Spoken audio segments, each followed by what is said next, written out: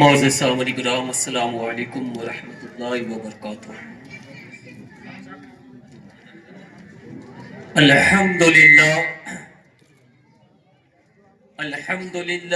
هو الفقہ الاکبر والجامع الکبیر لزیادات فیضہ المبسوط الدرر الغرر به الہدایہ ومنہ البدایہ وإلیہ النہایہ بحمدہ الوقایہ ونقایۃ الدرایہ وعین العنایہ وحسن الکفایہ والصلاة والسلام علی الامام العظم للرسل الکرام مالکی وشافعی احمد الکرام، اما بعد فاعوذ باللہ من الشیطان الرجیم، بسم اللہ الرحمن الرحیم۔ لا اقسم بیوم القیامہ ولا اقسم بالنفس اللوامہ ایحسب الانسان ان لن نجمع عظاما بلا قادرین علی ان نسوی بنانا۔ سبحان اللہ سبحان صدق اللہ اللہ المولانا العظیم وبلغناہ رسولہ النبی الامین المکین الامین الکریم ونحن علی ذلک لمن الشاہدین والشاکرین والحمد للہ رب العالمین۔ یا خدا بہر جناب مصطفیٰ امداد کن، یا رسول اللہ از بہر خدا امداد کن، یا شہید کربلا یا دافع کرب و بلا، گل رخا شہزادہ گلگو کبا امداد کن۔ غوث اعظم بمن بے سر و ساما مدد، قبلہ دی مدد کعبہ و ایما مدد۔ سید ماں شیخ ماں پیران پیر ماتوی، یا معین الدین چشتی دستگیر ماتوی۔ الغیاث و المدد اے خواجہ کل خواجگاہ، ماں فقیران و سلطان امیر ماتوی، ماں غریبان و سلطان امیر ماتوی۔ سرورہ شاہ کریمہ دستگیرہ اشرفہ، حرمت روح پیمبر یک نظر کن سوئے ماں۔ آئیے حضرات، سب سے پہلے ہم اور آپ انتہائی محبت و عقیدت کے ساتھ اپنے اور سارے جہاں کے مرکز عقیدت حضور رحمت عالم سبحان اللہ سبحان اللہ مجسم فخر بنی آدم، سبحان اللہ یعنی کہ سرور بنی آدم، روح روان عالم، انسان عین وجود، دلیل کعبہ مقصود، سبحان اللہ سبحان اللہ کاشف سر مکنون، خازن علم مخزون، اقامت حدود احکام، سبحان اللہ سبحان اللہ عادل ارکان اسلام، امام جماعت انبیاء، مقتدائے زمرہ اتقیاء، قاضی مسند حکومت یعنی کہ مفتی دین و ملت، قبلہ اصحاب صدق و صفا، کعبہ ارباب حلم و حیا، وارث علوم اولین، مورث کمالات آخرین، مدلول حروف مقطعات، منشاء فضائل و سبحان کمالات، اللہ سبحان اللہ منزل نصوص قطعیہ، صاحب آیات بینہ، حجت حق الیقین، تفسیر قرآن مبین، تصحیح علوم متقدمین، سند انبیاء و مرسلین، سبحان اللہ سبحان عزیز اللہ مصر احسان، فخر یوسف کنعان، سلیمان ایوان جمال، مظہر حالات مزمرہ، مخبر اخبار سبحان اللہ سبحان اللہ امور مستقبلہ، عالم احوال کائنہ، حافظ حدود شریعت، ماہی کفر و بدعت، قائد فوج اسلام یعنی کہ دافع جوش اسنام، نگین خاتم سروری، خاتم نگین پیغمبری، فاتح مغلقات حقیقت، سر اسرار طریقت، منادی طریق رشاد، سراج اقطار و بلاد، اکرم اسلاف، اشرف اشراف، لسان حجت، تراز مملکت، نورش گلشن خوبی، چمن آرائے باغ محبوبی، گل گلستان خوب روئی، لالائے چمنستان سبحان اللہ سبحان اللہ کے ریاض گلشن، آرائش نگارستان چمن یعنی کہ شمس الدہا، بدہت خجا، صدر الہدا، نور الہدا، کیف الورا، روح فدا جناب محمد رسول اللہ صلی اللہ علیہ وسلم کی بارگاہ عالیہ میں درود و سلام کی بارش رحمت میں غسل کر کے طیب و طاہر ہو جائے۔ پڑھیے درود پاک، اللہم صلی علی سیدنا محمد بارک وسلم، صلاۃ و سلام علیک یا رسول اللہ صلی اللہ تعالی علیہ وسلم۔ عافیت الابدان و شفاء نور الابصار و ضیاء وعلی آلہ وبارک وسلم۔ یہ جو القابات میں نے پڑھے، یہ القابات اعلیٰ حضرت امام احمد رضا خان فاضل بریلوی رحمۃ اللہ علیہ کے والد ماجد رئیس المتکلمین امام العلماء حضرت مولانا مفتی نقی علی خان سبحان اللہ سبحان اللہ. رحمت اللہ علیہ نے اپنی کتاب الکلام الاوضاع فی تفسیر علم نشرہ کے اندر بے لکھی ہے شک بے شک. اور اس کی تعداد تقریباً 500 ہے، لیکن وقت کے دامن میں اتنی وسعت نہیں ہے، بس یہ کافی ہے کہ بعد از خدا بزرگ توئی قصہ مختصر. حضرات محترم، ہماری رفیق گرامی آل نبی اولاد علی حافظ و قاری سید ساجد علی صاحب نے سبحان اللہ سبحان اللہ. اس مدرسے کے لیے جو محنت کی ہے، اور ہماری مدرس حافظ و قاری افتخار رضا صاحب اور ان کے علاوہ جو بھی مدرسین مدرسہ رحمانیہ میں ہیں، اللہ تبارک و تعالیٰ سب کو دارین کی نعمتوں سے مالا مال فرمائے. آمین آمین ثم آمین. برادران اسلام، تمام تعریف اس اللہ کے لیے جس نے لفظ کن سے ساری کائنات کو پیدا فرمایا، اور افضل درود افضل سلام ہو اللہ کے رسول صلی اللہ علیہ وسلم پر، جن کو اللہ پاک نے ما کانا و ما یکون کا بیان سکھایا. برادران اسلام، آپ حضرات چاہے میری بات کو مانے یا نہ مانے، آپ کو چاہے یقین ہو یا نہ ہو، لیکن اس وقت یہ دنیا بہت بڑے تباہی اور بربادی کے دہانے کے اوپر کھڑی ہوئی ہے.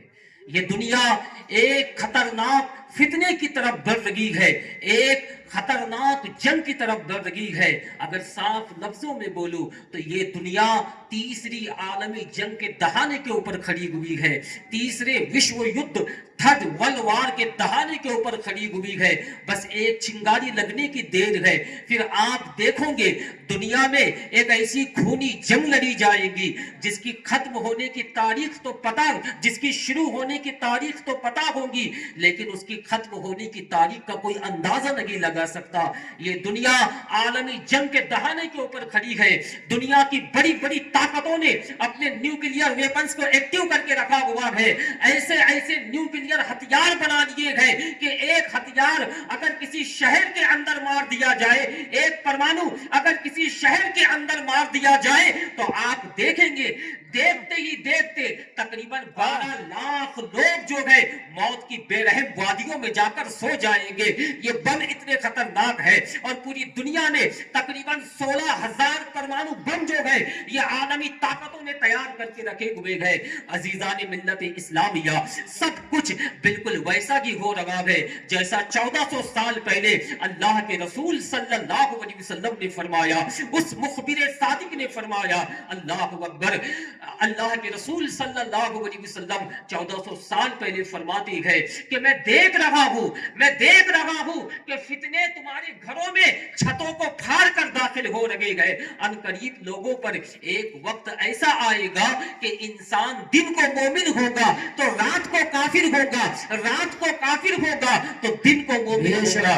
یعنی ہر رات اور دن کے ساتھ وہ ایمان اور کفر میں تبدیل ہوتا رہے گا. برادران اسلام، آج یہ فتنوں کا دور ہے. اس دور میں ہم جی رہے ہیں، اس دور میں ہم سانسیں لے رہے ہیں، جس دور میں ہم قیامت صغریٰ کے بھی دہانے کے اوپر کھڑے ہوئے ہیں، قیامت کبریٰ کے دہانے کے اوپر کھڑے ہوئے ہیں.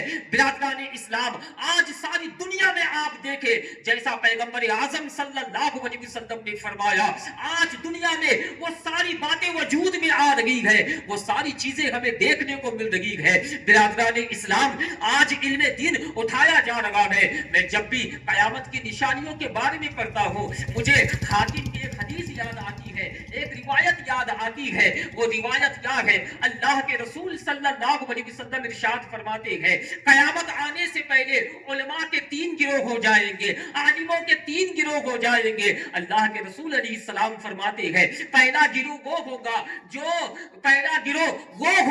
جو کاروبار میں لگ جائے گا، مفلسی کی وجہ سے، تنگ دستی کی وجہ سے کاروبار میں لگ جائے گا. دوسرا گروہ وہ ہوگا جو حرمین شریفین ہجرت کرنے کے لیے چلا جائے گا، حرمین شریفین میں جا کر رہے گا. اور جو تیسرا گروہ ہوگا، میرے آقا علیہ السلام فرماتے ہیں، تیسرا گروہ وہ ہوگا جو اپنے گھر میں رہ کر ترک دنیا کر لے گا، یعنی وہ صرف اپنے گھر والوں کو سدھارنے کی کوشش کرے گا.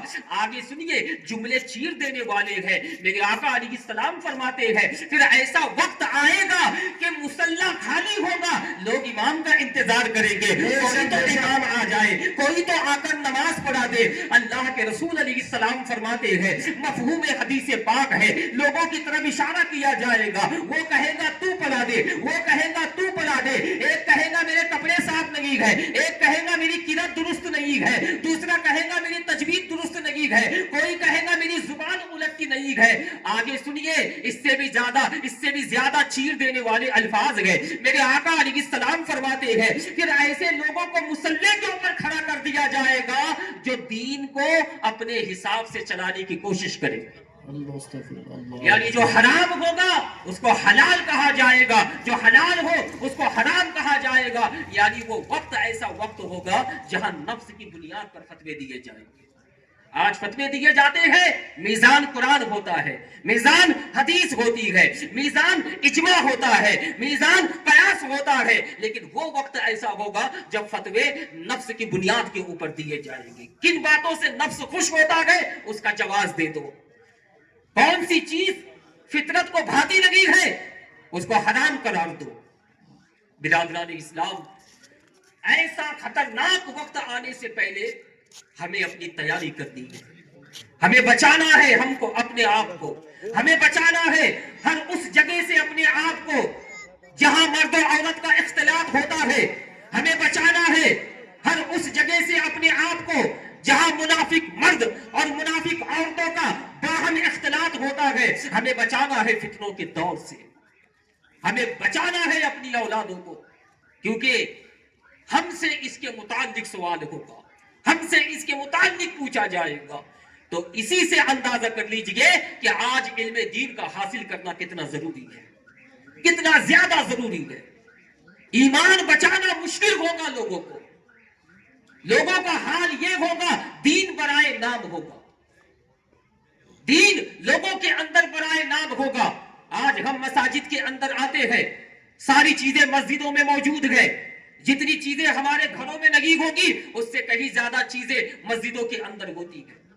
آؤ تو پہلے پیر پوچھو پھر اندر داخل ہو جاؤ، وضو کرنے کے بعد پھر پیر پوچھو پھر اندر داخل ہو جاؤ، چپل اتارنے کے لیے الگ جگہ، طہارت میں جانے کے لیے الگ چپل کا انتظام، وہ ساری باتیں جو ہمارے گھروں میں نہیں ہو سکتی یا ہو سکتی، وہ ساری چیزیں ہمیں مسجد میں ملتی ہے۔ لیکن آج مسجد کی پیٹی گھمائی جاتی ہے، رومال گھمایا جاتا ہے، کئی لوگ ہوتے ہیں جو شرم کے مارے گردن کو جھکا لیتے ہیں۔ لیکن ایسا بھی وقت آنے والا ہے جب انسان اپنی زکات کا پیسہ راستے پر رکھ دے گا اور کہے گا جسے ضرورت ہے وہ لے جائے، لیکن کوئی اٹھانے والا نہ ہو۔